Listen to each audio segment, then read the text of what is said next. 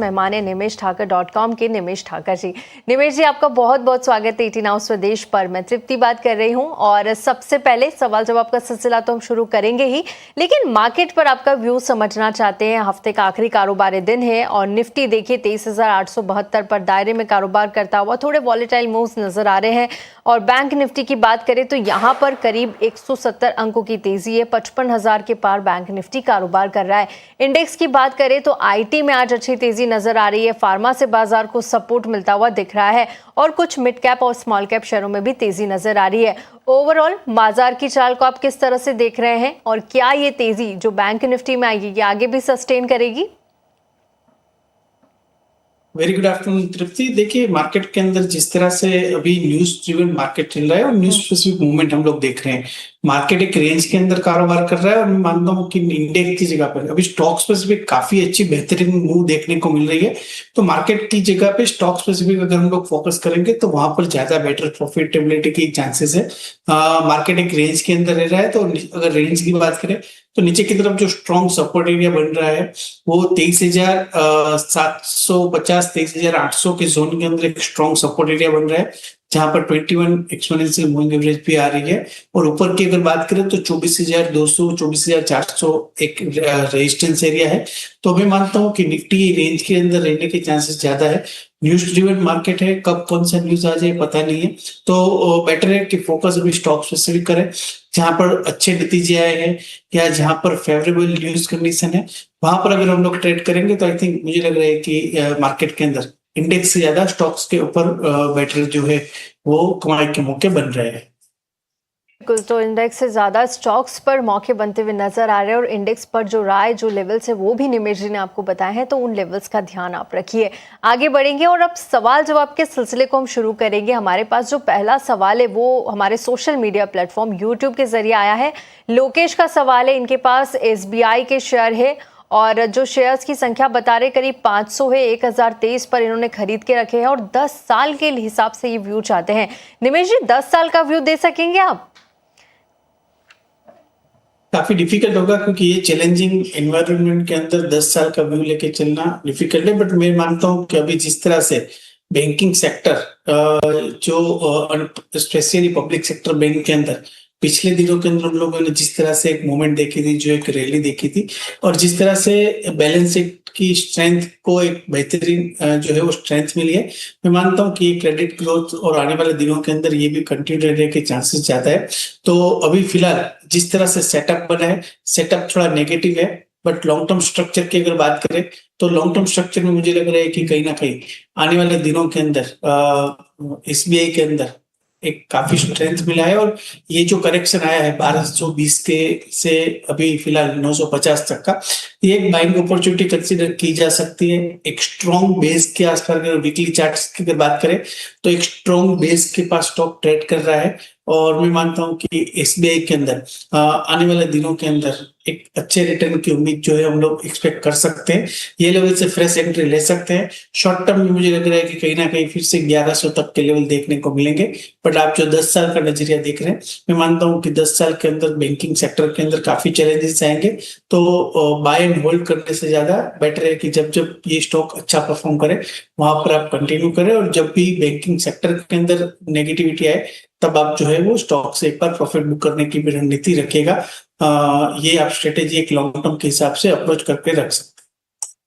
ठीक, तो SBI पे काफ़ी सारी चीज़ें निमेश जी ने बता दी है और जिन लोगों को फ्रेश बाइंग करनी है तो ये एक अच्छा सपोर्ट बनता हुआ यहाँ पर नज़र आ रहा है। यहाँ पर आपके लिए बहुत सारी अपॉर्चुनिटीज़ SBI में बनती हुई लेवल्स और स्टॉप लॉस भी आपको बता दिए गए हैं। आगे बढ़ेंगे और अगले लाइव कॉलर को शामिल करेंगे। इस वक्त हमारे साथ जयप्रकाश वर्मा जुड़ चुके हैं। जयप्रकाश जी, गुड आफ्टरनून, बहुत बहुत स्वागत है 18 आवर्स स्वदेश पर। क्या सवाल है आपका? मैडम, मेरे पास RBNL का 227 शेयर है। ओके। और 329 के भाव से मैं खरीदा हूँ। ठीक है। तो मैडम, मेरा एक सवाल है इसमें, क्या इसको मैं एवरेज कर सकता हूँ? 1 साल की बॉटम में है अभी ये। ठीक है आपको या इंतजार करूँ? ठीक है जयप्रकाश जी, आपको अभी इस पर राय मिल जाएगी। हमारे एक्सपर्ट ने आपका सवाल सुन ही लिया है। निमेश जी, RBNL के 227 शेयर 329 पे इन्होंने खरीदा है और इन लेवल्स पर 18,000 से ज्यादा का नुकसान हो रहा है। आरबीएनएल आज 248 पे कारोबार कर रहा है 1.5% की गिरावट के साथ। क्या इन लेवल्स पर एवरेज करने की सलाह देंगे आप? आपने इनका सवाल भी सुना होगा, तो क्या सलाह देंगे आप? देखिए, मैं मानता हूं कि आरबीएनएल के अंदर जिस तरह से पिछले क्वार्टर के रिजल्ट आए थे, रिजल्ट मार्केट के एक्सपेक्टेशन से वीक आए थे और स्टॉक के अंदर हम लोग वीक वाली देख रहे हैं। अब जिस तरह से चार्ट सेटअप बना है, इससे पहले भी हम लोगों ने 250 के आसपास स्टॉक का एक बॉटम बनते हुए देखा था और 310 का एक रैली जो है वो स्टॉक के अंदर आया था। अब यहाँ से ऐसी प्रोबेबिलिटी बन सकती है कि फिर से ये लेवल से स्टॉक के अंदर ट्रेंड रिवर्सल मिले, बट अभी हम लोगों को कंफर्म नहीं हुआ है कि ट्रेंड रिवर्सल आएगा कि नहीं आएगा। तो अब यहाँ से दो स्ट्रेटेजी कर सकते हैं। अभी थोड़ा वेट एंड वॉच कीजिए, अगर ट्रेंड रिवर्सल कंफर्म करता है तो आप यहाँ से एवरेज का प्लान कर सकते हैं। सेकंड थिंग, अगर यहाँ से सपोर्ट जो नहीं लेता है और स्टॉक के अंदर फर्दर गिरावट आती है, तो आप जो एवरेज का प्लान कर रहे हैं वो थोड़ा होल्ड कीजिए और जब तक ये स्टॉक के अंदर कोई ट्रेंड रिवर्सल नहीं मिलता है तब तक एवरेज मत कीजिए। तो अभी फिलहाल मेरी राय ये है कि अभी आप थोड़ा वेट एंड वॉच कीजिए और ये 100 के ऊपर बने रहिए। जब भी ये स्टॉक के अंदर ट्रेंड रिवर्सल बनता है, एट दैट टाइम आप एवरेज करने की राय है। बट फिलहाल चार्ट सेटअप ऐसा स्ट्रॉन्ग नहीं है और ट्रेंड रिवर्सल का हम लोगों को कोई कंफर्मेशन भी नहीं मिला है, तो मैं आपको ये लेवल से एवरेज करने की राय नहीं देता हूँ। फिलहाल अभी आप थोड़ा वेट एंड वॉच कीजिए। ठीक है, ये सलाह आरबीएनएल पर मिलती हुई। आगे बढ़ेंगे, हमारे साथ इस वक्त विक्रम यादव जुड़ चुके हैं। विक्रम जी, बहुत बहुत स्वागत है स्वदेश पर आपका। सबसे पहले बताइए, कहाँ से बात कर रहे हैं आप? मैं न्यू गुरुग्राम से बात कर रहा हूँ मैम। जी जी, क्या बहुत बहुत स्वागत है। किस तरह के हालात है? अभी बारिश आती हुई नजर आ रही है? रात में बारिश हुई थी, 36 डिग्री आ गया 45 से टेम्परेचर मैम। जी जी, ठीक है विक्रम जी, सवाल बताइए अपना। मेरा मेदांता पे सवाल है। मेदांता मैंने 100 शेयर खरीदे थे 3 महीने पहले 1244 रुपए पे। ओके, वेदांता के कितने शेयर आपके पास? 100 शेयर है। और किन प्राइस पे आपने खरीदे थे? 1244 में। 1244, ओके। yeah. और क्या सलाह चाहते हैं वेदांता पर? मैं इसमें और खरीदूं या इसको मैं इससे निकल के कहीं और कोई आइडिया अगर कोई पैनलिस्ट दे दे तो? बिल्कुल बिल्कुल, ठीक है। चलिए हमारे एक्सपर्ट के पास चलते हैं। निमेश जी हमारे साथ लाइव बने हुए हैं इस वक्त, विक्रम यादव जी, और इनके पास वेदांता के शेयर ये बता रहे हैं 100 की क्वांटिटी है, 1244 पर इन्होंने खरीदे हैं। वेदांता आपने 1244 पर ही बाय किए हैं? जी 1244 पे। ओके, तो आपके काफी नीचे आ चुका है वेदांता का शेयर तो आपके बाइंग प्राइस से, और आज भी देखिए आधे % से ज्यादा की गिरावट है यहाँ पर। और निमेश जी आपसे समझना चाहेंगे, वेदांता को लेकर क्या सलाह देंगे आप, और इन लेवल्स पर क्या करना चाहिए? मुझे लगता नहीं कि ये शेयर नहीं, डीमर्जर से पहले स्टॉक बाय किया था। हाँ, तो देखिए जिस तरह से अभी मेटल इंडेक्स परफॉर्म कर रहा है, काफी अच्छा परफॉर्म कर रहा है मार्केट के अंदर, और वेदांता ने भी एक स्ट्रॉन्ग जो है वो रिटर्न दिया है ये वॉलेटाइल कंडीशन के अंदर।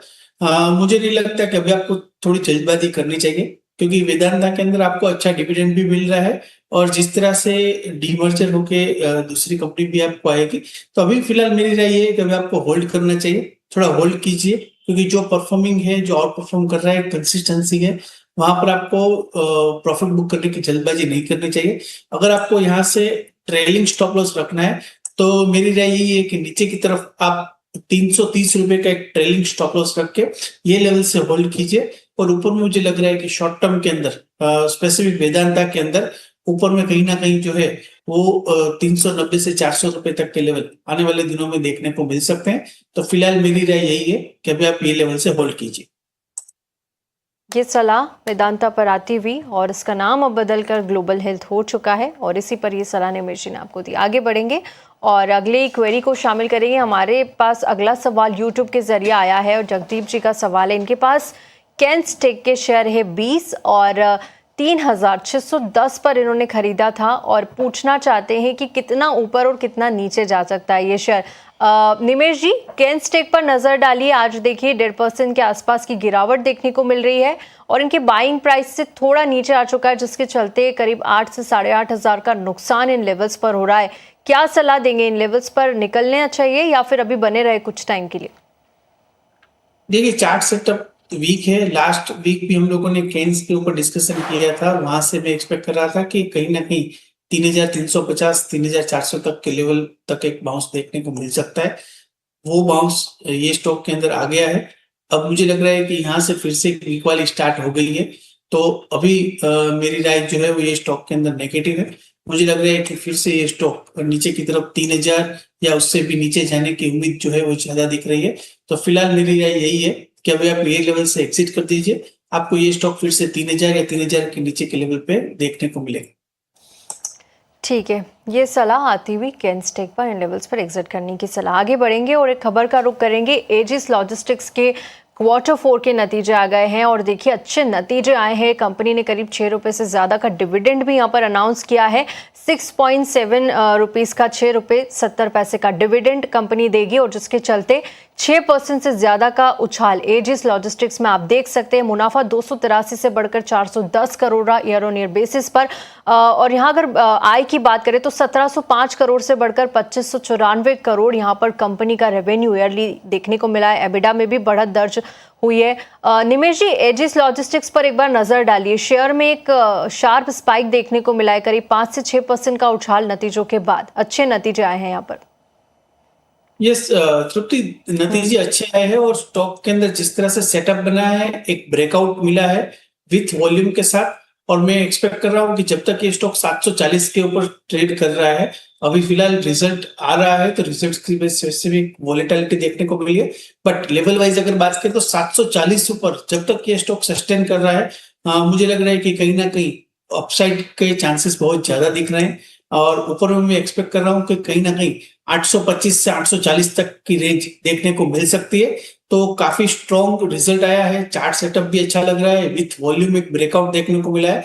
बट थोड़ा वेट एंड वॉच करते हैं और 740 के ऊपर अगर सस्टेन होता है तो मैं मानता हूँ कि एजिस लॉजिस्टिक के अंदर बाय करके चलना चाहिए और ऊपर में 825 840 तक के लेवल देखने को मिलेगा। ठीक है, ये सलाह एजिस लॉजिस्टिक्स पर आती हुई। आगे बढ़ेंगे और इस वक्त हमारे साथ जगन दास जुड़ चुके हैं। जगन दास जी, बहुत बहुत स्वागत है आपका स्वदेश पर। क्या सवाल है आपका? हाँ जी मैडम। जी, सवाल पूछिए अपना। मैडम मेरे पास जो है शेयर है बजाज फाइनेंस की है, हाउसिंग फाइनेंस। 400 क्वांटिटी है मेरी, बाइंग है 123 रुपए समथिंग पैसे की। इसको अभी होल्ड करना है या निकलना है, इसमें से प्रॉफिट लॉस बुक करके निकल जाना है? ठीक है जगन्दास जी, आपको अभी इसका जवाब मिल जाएगा। सही जगह आए आप। और निमेश जी, हमारे साथ जगन्दास जी लाइव बने हुए हैं। बजाज हाउसिंग फाइनेंस के 400 शेयर 123 पर खरीदे थे, आज 85 रुपए पे कारोबार कर रहा है। आधे % से ज्यादा की गिरावट है और इन लेवल्स पर 15,000 का नुकसान ये झेल रहे हैं। पूछना चाहते हैं कि क्या लॉस बुक करके यहाँ से एग्जिट ले लेना चाहिए? अब आगे के चार्ट्स तो आप ही बता पाएंगे, किस तरह का नजर आ रहा है बजाज हाउसिंग फाइनेंस? देखिए, बजाज हाउसिंग फाइनेंस के अंदर कंटिन्यूस हम लोगों ने वीक वाली देखने को मिली है और स्टॉक के अंदर कहीं भी अगर देखें तो एक स्ट्रॉन्ग ट्रेंड रिवर्सल का सिग्नल नहीं मिला है। हालांकि स्टॉक एक ओवरसोल्ड टेरिटरी के अंदर है और मैं मानता हूं कि आरबीआई की पॉलिसी के बाद स्टॉक के अंदर कहीं ना कहीं कुछ ट्रेंड रिवर्सल के सिग्नल मिल सकते हैं, ऐसे चांसेस ज्यादा है। अभी लेवल वाइज अगर देखें तो मुझे लग रहा है कि कहीं ना कहीं 88 to 90 एक रेजिस्टेंस एरिया है। अगर 88 to 90 के ऊपर ये स्टॉक निकल जाता है तो यहाँ से उम्मीद ऐसी बन रही है कि स्टॉक फिर से ऊपर में 103 105 तक के लेवल देखने को मिल सकते हैं। तो फिलहाल ये एक ओवरसोल्ड, वीकली चार्ट्स के ऊपर भी ओवरसोल्ड टेरिटरी के अंदर ट्रेड कर रहा है। तो राय मेरी यही है कि आपने इतने टाइम से होल्ड किया है, थोड़ा और होल्ड कर लीजिए। और यहाँ से अगर आरबीआई की पॉलिसी के बाद स्टॉक के अंदर ट्रेंड रिवर्सल मिलता है तो आपको यहाँ से बेटर रिटर्न देखने को मिलेंगे, यानी बेटर प्राइस भी मिल सकते हैं। तो 100 रुपए के लेवल के आसपास आता है तो वहां पर आप आगे की रणनीति रिव्यू करवा लीजिएगा। बट फिलहाल मुझे लग रहा है कि कहीं ना कहीं आरबीआई की पॉलिसी के बाद स्टॉक के अंदर थोड़ा बहुत जो है वो अपसाइड देखने को मिल सकता है। तो अभी मैं आपको होल्ड की राय देता हूँ, 97 to 100 के लेवल के आसपास आए, वहां पर आगे की रणनीति रिव्यू करवा लीजिएगा। बिल्कुल ठीक। तो फिलहाल इन लेवल्स पर होल्ड करके चलिए। 97 के आसपास आता है तो वहां से एक बार आपको फिर से रिव्यू करना होगा और आगे आरबीआई की जो पॉलिसी है उस पर काफी कुछ डिपेंडेंट बता रहे निमेश जी आते हुए, उसके बाद ही कोई राय बजाज हाउसिंग फाइनेंस पर। चलिए इसी के साथ यहाँ पर रुकेंगे एक छोटे से ब्रेक के लिए। ब्रेक के बाद जल्द लौटेंगे, लेकिन तब तक आप अपने